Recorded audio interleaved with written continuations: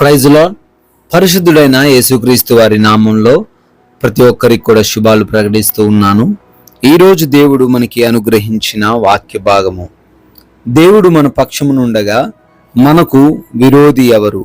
రోమిలకు రాసిన పత్రిక 8వ అధ్యాయము 31వ వచనము. If God is for us, who can be against us? Romans chapter 8 verse 31. ప్రభునందు ప్రియమైన సహోదరి సహోదరులారా, ఈరోజున మాట ఎంతో బలమైనది, ఎంతో స్థిరమైనది. పౌలు భక్తుడు రోమీలకు చెబుతూ అంటున్న మాట ఏంటంటే, ఈ రోజున దేవుడు మీ పక్షాన ఉన్నట్లయితే, దేవుడు మీ వైపుగా ఉన్నట్లయితే మీకు విరోధి ఎవరు ఉండరు, ఉన్నవారు నిలవబడలేరు అనే మాటను జ్ఞాపకం చేస్తున్నాడు. ఈ రోజున చాలా మంది భయపడుతూ ఉంటారు. ఈ లోక పరిస్థితులను చూసి, ఈ లోకంలో జరుగుతున్న సంఘటనలను చూసి, ఈ లోకంలో వారికంటే బలవంతులను చూసి, లేదా ఈ లోకంలో వారి పైకి వస్తున్నటువంటి భయంకరమైన పరిస్థితులను చూసి చాలా మంది క్రైస్తవులు, విశ్వాసులు భయపడుతూ ఉన్నారు. మేము వాటిని జయించగలమా, మేము వాటిని ఓడించగలమా, మా వలన అవుతుందా అనే సందేహంతో ఉన్నారు. అయితే దేవుడు అంటున్నాడు క్లియర్గా, నేను మీ పక్షంగా ఉండగా మీకు విరోధి ఎవరు? నేను మీకు పక్షంగా ఉండంగా మిమ్మల్ని దూషించేవారు ఎవరు? నేను మీ పక్షంగా ఉండంగా మీకు హాని చేయగలిగేవారు ఎవరు అని.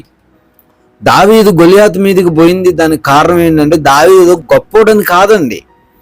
దావీదుకి దేవుడు సహాయం ఉంది, దేవుడు రక్షణ ఉందని నమ్మాడు కనుక దావీదు వెళ్ళగలిగాడు. ఈ రోజున ప్రియమైన సహోదరి సహోదరుడా, నీవు కూడా నేనేం చేయలేను, ఒక్కదాన్ని నేనేం చేయలేను, ఎలా ఈ కుటుంబాన్ని పోషించుకోవాలి, ఎలా నేను ఉద్యోగం తెచ్చుకోవాలి, ఎలా చదువుకోవాలి, నాకు జ్ఞానం లేదు, ఎలా నేను ఈ పరిస్థితులను జయించాలని అనుకుంటున్నావేమో, దేవుడు నీ పక్షాన ఉన్నాడు. నీ పక్షాన ఉన్నది ఒక సాధారణమైన వ్యక్తి కాదు, ఒక సాధారణమైనటువంటి ఒక రాజకీయ నాయకుడు కాదు, ఒక సాధారణమైనటువంటి ఒక అధికారి కాదండి. సజీవుడైన సర్వశక్తిమంతుడైన దేవుడు మీ పక్షాన ఉన్నాడు. మీ పక్షాన ఆయన ఉండగా మీకు విరోధి ఎవరు కూడా లేరు. దేవుడే మన యుద్ధములను జరిగించే దేవుడు. హల్లెలూయా. దేవుడు మనకి ఖచ్చితంగా విజయాన్ని ఇస్తానంటున్నాడు. దేవుడు మనతో ఉన్నాడు కనుక మనం భయపడకూడదని వాక్యం చాలా క్లియర్గా, సుస్పష్టంగా తెలియజేస్తుంది. బహుశా నువ్వు ఈ రోజున అటువంటి స్థితిలో ఉన్నావేమో. బహుశా నాకు అందరూ ఎగైనెస్ట్గా, అందరూ వ్యతిరేకంగా ఉన్నారు, అందరూ నాదే తప్పు అన్నట్టు మాట్లాడుతున్నారు, నేను ఒంటరి అయిపోయాను, నా వైపున ఏ సాక్ష్యం లేదు, నేను మంచివాడిని, మంచిదానిని అని నిరూపించుకోవడానికి ఎటువంటి ఆధారం లేదు అని నువ్వు ఒకవేళ ఆలోచిస్తుంటే, నీ ఆధారం యేసయ్యే, నీ రక్షణ యేసయ్యే, నీకు సాక్ష్యం యేసయ్యే. ప్రభు ఉన్నాడు. నీ పక్షాన ఉన్న ఏ విరోధి కూడా ఎక్కువ కాలం నిలబడలేడు. నువ్వు అనుకుంటున్నావేమో, వాళ్ళు గొప్పోళ్ళండి, మీకేం తెలుసు, వాళ్ళ అధికారంలో ఉన్నారండి, మీకేం తెలుసు, వారు ఏదైనా చేయగలరండి, ఇంతకుముందు ఎంతో మందిని మట్టు పెట్టేశారు, ఇంతకుముందు ఎంతో మంది జీవితాలను నాశనం చేసేశారు, ఇంతకుముందు ఎంతో మంది వ్యాపారాలను పడగొట్టేశారు, మేము పెద్ద లెక్క కాదు అని అనుకుంటున్నావేమో. నువ్వు లెక్క కాకపోవచ్చు, కానీ నీ పక్షాన ఉన్న దేవుడు వారికంటే అత్యధికమైన బలం కలిగిన దేవుడు గనుక వాళ్ళు ఆయనను జయించలేరు. హల్లెలూయా. నువ్వు సాధారణమైన వ్యక్తివి కాదు, నువ్వు దేవుని బిడ్డవు. దేవుడు నీతో ఉన్నాడు, దేవుడి రక్షణ నీతో ఉంది అని నమ్ము. ఎప్పుడు కూడా నేను ఒంటరి వ్యక్తిని అని అనుకోవద్దు.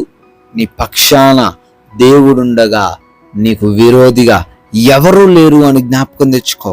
కాబట్టి ప్రియమైన సహోదరి సహోదరులారా, ఈ వాక్యాన్ని రిసీవ్ చేసుకోండి, ఈ వాగ్దానాన్ని రిసీవ్ చేసుకోండి, ధైర్యం కలిగి జీవించండి. నా దేవుడు, నా యేసయ్య నా పక్షాన ఉండగా నాకెవరు విరోధంగా ఉంటారు, నేను అన్ని పనుల్లో ముందుకెళ్ళిపోతాననే విశ్వాసంతో, ధైర్యంతో మీ జీవితంలో కొనసాగండి. దేవుడు ఈ యొక్క పరిశుద్ధమైన మాటలను దీవించునుగాక. ప్రార్థిస్తాను, ప్రార్థనలు ఏకీభవించండి. సర్వోన్నతుడ స్తోత్రాలు, సజీవుడ వందనాలు, అద్వితీయుడవు తండ్రి, ఆరాధ్యనీయుడు, మహిమోన్నతుడు ప్రభువా. అవునయ్యా, మీరు మా పక్షాన ఉండగా మాకు విరోధి ఎవరు ఉంటారు నాయన? మేమేదో మా సొంత అజ్ఞానాన్ని బట్టి మేము భయపడుతున్నాం, కానీ మీరు మాకు తోడుగా ఉంటుండగా, మీరు మాకు రక్షణ అయి ఉంటుండగా, కాపుదలై ఉంటుండగా, ఎత్తైన కొండగా ఉంటుండగా మాకు ఏ అపాయం జరగదు నాయన, ఏ ప్రమాదం జరగదు ప్రభువా.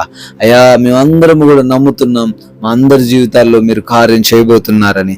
ఎస్వాడి ఈ సమయంలో ఎవరైతే అనారోగ్యంతో పోరాడుతున్నారో వారందరికీ మంచి ఆరోగ్యమును మీరే దయచేయండి. ఎవరైతే తండ్రి అప్పుల సమస్యలతో పోరాడుతున్నారో అయ్యా వారిని ఆ అప్పుల్లో నుంచి బయటకు తీసుకొని రమ్మని, కుటుంబ సమస్యల్లో నుంచి కూడా బయటకు తీసుకొని రమ్మని, అయ్యా వారి జీవితాలన్నీ కూడా సమాధానంగా ప్రశాంతంగా జీవించుటకు కృప దయచేయమని, ఈ రోజున మీ నామానికి మహిమకరమైన జీవితాలు మాకును అనుగ్రహించమని, అయా వారి బిడ్డల యొక్క ప్రయత్నాలను పనులను అన్నిటినీ దీవించండి. ముఖ్యంగా ప్రయాణిస్తూ ఉండగా రక్షణ కాపుదల మీరే వారికి దయచేయమని యేసుక్రీస్తు వారి నమ్మకమైన నామంలో ఈ ప్రార్థనను అడిగి వేడుకుంటున్నాము తండ్రి, amen. May God bless you all. దేవుడు మిమ్మల్ని దీవించును గాక.